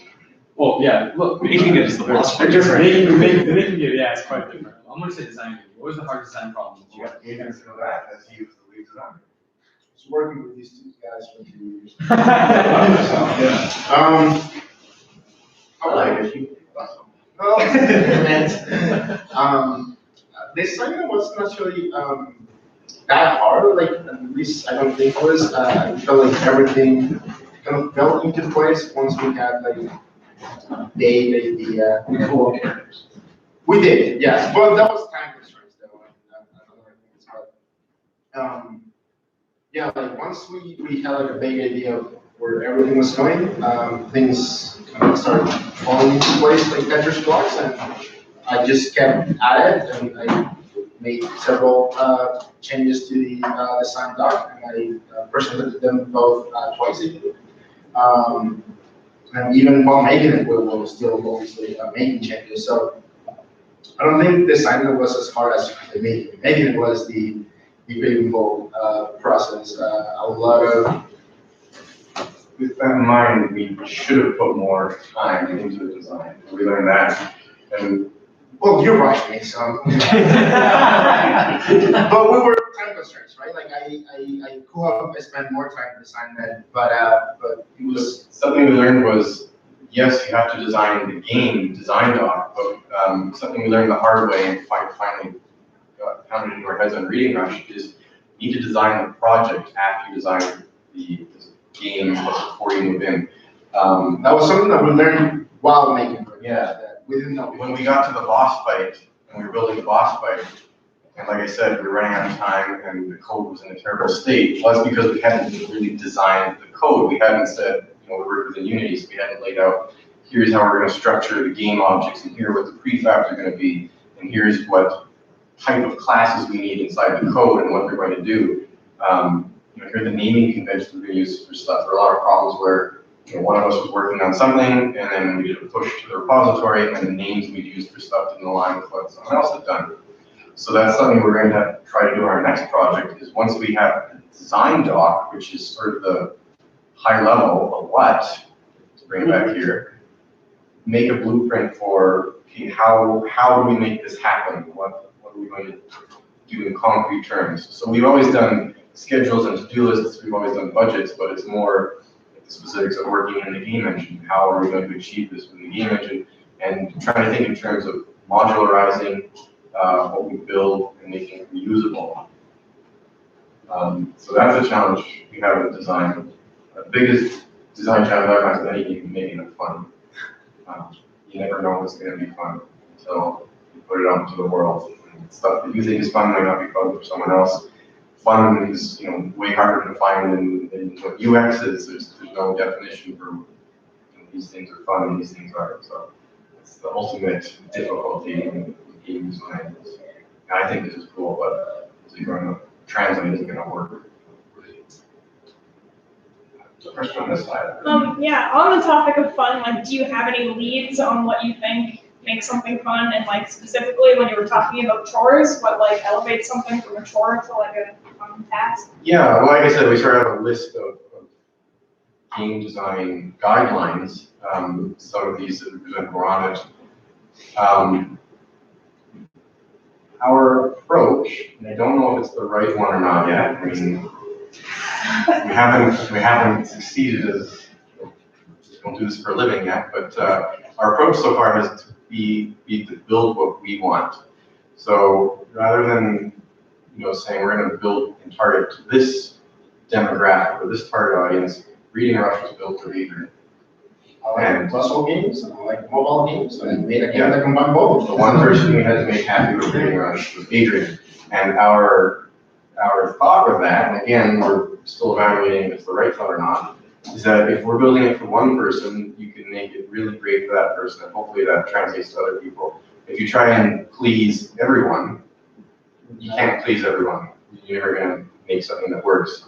And if you try and ask people what they want or design by committee, that doesn't really work either because people either don't know what they want. If they knew what they wanted, they wouldn't need you as a game designer. And how do you get 100 people to agree on something that's never going to work? So our approach for fun has been what we consider fun. Again, don't know if that's the right one or not. It needs to be seen. However, just because something might not be fun to you at any given point, doesn't mean that it's not going to be fun for someone else.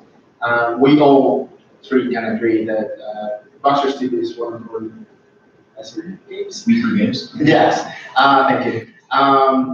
That being said, kids love it. They just go nuts for it because it's a dumb game where you switch blocks, and every time you switch one, they go. So and my nieces just go crazy for it, right? We may not think it's super fun, but kids sure do, and so our market that better. Yeah, maybe that's learning from our mistake. Maybe all companies that do market research and design for specific, target demographics. There's a trick that market research people do where they create a character who describes their ideal demographic. So it's sort of the same idea of designing for one person, but it's a fictional person. So they'll say, this is, they'll give a name, and this person is female, and they're 35 years old, and they have this level of income, and they do this for a job, and this is their family, and all that sort of thing. These are their hobbies, these are their interests, this is the part of the world they live in, and they'll build basically an RPG or a D&D character that's a fictional one, but that personifies their ideal demographic or target audience for that game. And then to bring it back to UX, when they're looking through that UX lens, they try and use that character as their barometer. Okay, what would Janet, this fictional character we've created, what would Janet think about how to design this, or what would Janet find fun? So that might be something we should try that at home instead of using one of us as a real person. Persona are really powerful tools. I'm sorry? The Persona is Persona, is that the term for it? Okay. Super powerful. But yeah, so that's a way of again, trying to put some concrete boundaries on something that's very not concrete, very nebulous. You were talking about managing player expectations, you talked about ambivalence, either you don't know or you don't care about a concept or way of thinking about the game. Just because Reading Rush is the game that you may be most familiar with, are there any examples that you found after it came out, oh, we didn't really think of that, or that's what people are expecting to be? In my opinion, I think we missed some opportunities in terms of gameplay. One of the things that people, I won't say always try to do, but it happened more than once, and so that was, if that more than once, you should maybe take notice.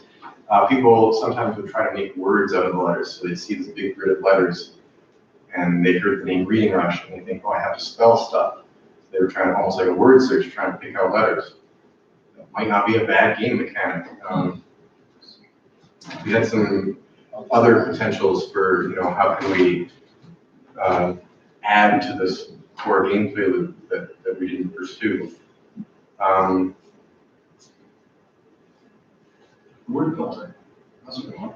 The word filter. Because we have a word filter on Reading Rush because it's those are random and they occasionally would spell out swears. And so part of that was we would say, okay, we got to stop this from happening. It's technically, it doesn't matter, but we have to make a word filter of very dirty words that the game won't be able to spell. But it will still sometimes spell some words because we didn't think it was necessary to put every single word in it. And so that's kind of the difference where it's like, what if it spells like bag? Who cares? But we didn't want it spelling a couple other words that are similar. Yeah, and an AG, and it's like, I probably don't want it showing that up. So that's a good thing where there are some words where it was like, who cares? No one's gonna get offended. Like, that doesn't matter if it shows that. It's like, funny, it shows it spelled the word randomly. But there are some words where it's like, okay, no, we better make sure the player never sees that because that's. Other things like we have independent music volume control. That's something we like in games. We don't care if people listen to the music in the game. If you want to turn down some music and play your own, go for it. If you don't want to get the sound effects as well, if you want to play the game silent, go for that. So again, I was trying to sort of think ahead. It's not necessarily something someone needs to play the game. We could have had a shared volume control or no volume control, but it's something we like in games and it was easy enough to implement. So, hey, in case someone wants that level of control, it's there in the game. If they don't want it or they don't think of it, you don't need to worry about it. So that's sort of kind of think ahead about things that the player might want to do, and does it matter, yes or no, and will be helpful and will be stopped.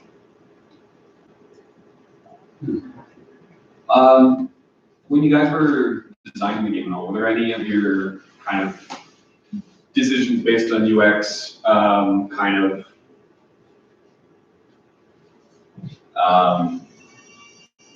not inspired, but changed due to like accessibility reasons and stuff like that? Or like there was a accessibility issue that you guys saw and then changed your design in that? Colors. Yeah. They were random. Oh, yeah, so, yeah, sorry. We had, in earlier prototypes, the colors of each letter block was just randomized behind the scenes. And so it was hard to pick out and parse for some people because the colors were all over the place. So we had some people who were tapping A in this row and then B in the row above because they couldn't. The colors are the same across. as well, right? Like, Yeah. like all red and red, and those two should go together, right? So after testing for that, we changed what's in the game where we have it as each row is all the same color in that row. And we have the same order of colors, the same order as in the logo, so that even if you're colorblind, even if you're seeing in shades of gray without extreme, you should still be able to tell that these letters in this row are this shade and these letters in this row are this shade, and to help sort of help allow the player to parse the rows, because that was the important thing. You're not tackling the block of letters as a whole, you need to tackle each row individually. So color coding the rows sort of helps with that. But that's an excellent point, bringing up the idea of accessibility. That definitely plays into UX. If you start to research on the how side of things, you have things like color blindness is a very common one. Sliders. Yeah, field of view sliders.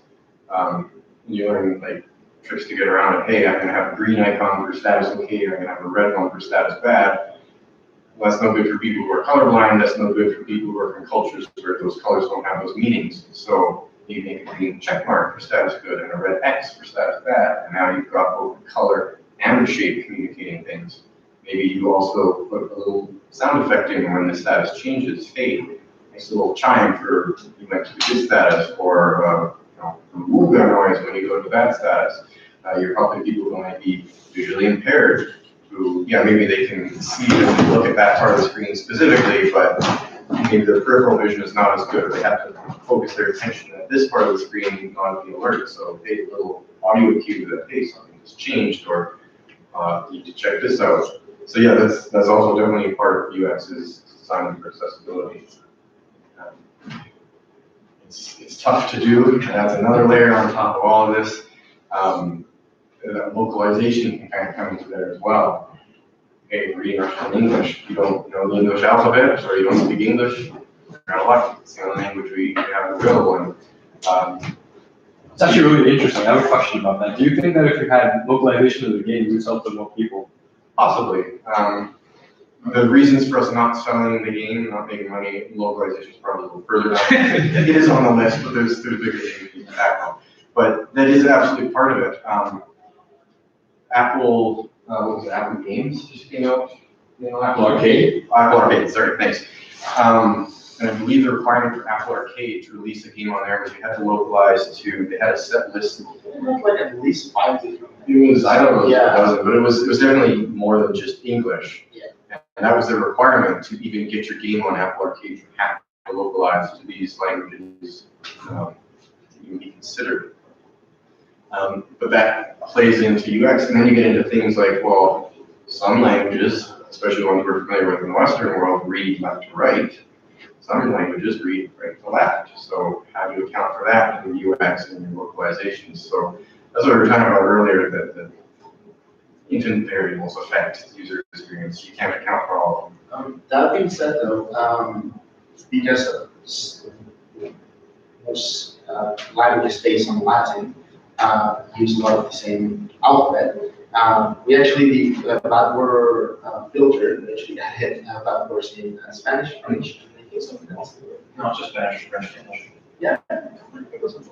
Anyway, yeah, just in case, because I knew about going on my account or play the game, and we don't have any bad words for it. So. Yeah, but localization effect, you can speak English, but it's maybe not your best language. Well, you can play the game, but maybe you're not going to pick up on some of the nuances, or maybe it's more work for you. So if you can play it in your native language, yes, that's a better user experience. Definitely fine. Anything else? All right. Then, thank you very much for your time and attention. Hopefully this was a little bit useful. And again, just to reiterate the disclaimer of the first slide, think about this critically, challenge it. We're not necessarily right. This is not necessarily the only way to go about UX. And definitely seek out some other sources if you're interested in UX design. All right. Thank you for your time and for your attention.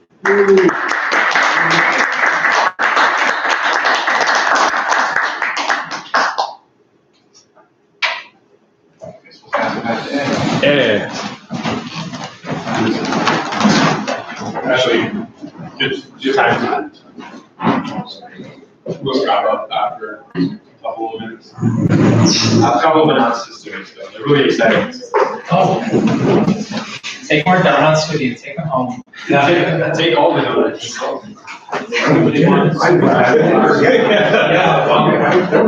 Yeah, it'll be dinner. You know, that's something We're not about kidding. I'm kidding. gambling. Oh, that's kidding. We only have to.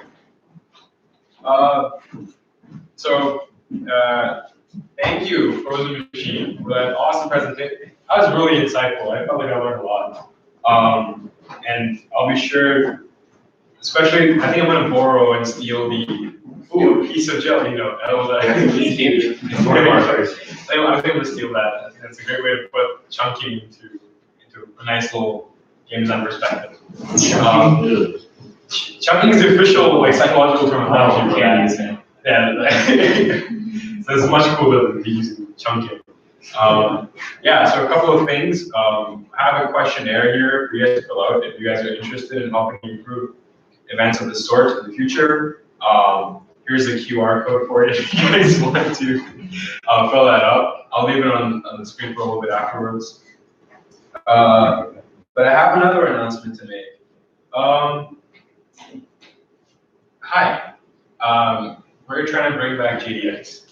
And so, if you guys are interested in sharing what you want from a GDX-like event, please send me a message, DM, Facebook, Instagram, Snapchat, whatever. Right? You can reach me literally anywhere. If you need my card, I'll give you my card, but you already know me. So, feel free to reach out to me and let me know what you guys would like to see at a GDX in 2021.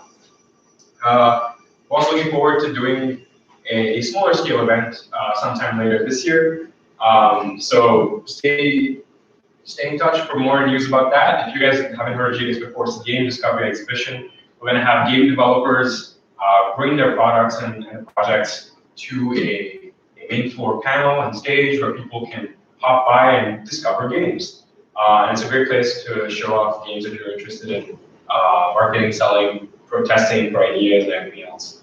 I know there are a few people here who have had a good GDX and who have used it as a stepping stone. So I'm looking forward to bringing an awesome GDX back in 2021. So stay in touch with me and Twitter and other things for that. So yeah, here's the QR code. At this point, please take donuts home. Thank you again, Ryan, catlinegame.com, for the donuts and coffee. I'm taking the coffee home probably.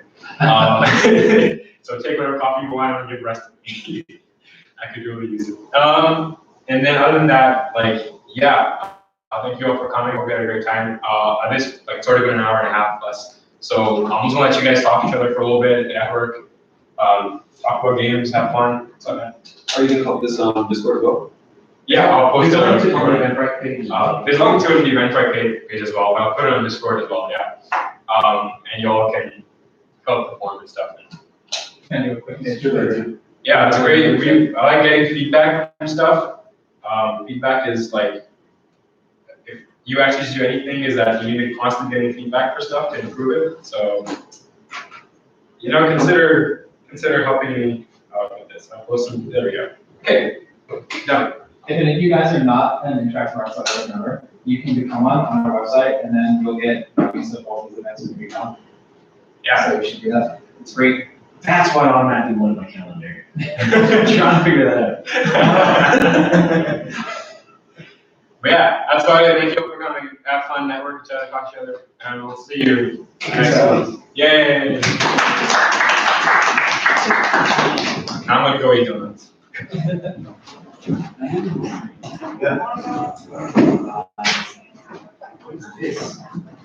It's like a blueberry. I looked at that. I guess I did not. I'm gonna take it. Yeah. Oh, why? Oh, I have okay, So you're not working on it? I'm working on it. Oh, yeah, we want to hear about it. Well, it's. Yes. Yeah. Yeah, okay, thank you. Yeah, you just roll Yeah. Thank you all for joining, and see you next time. I don't know.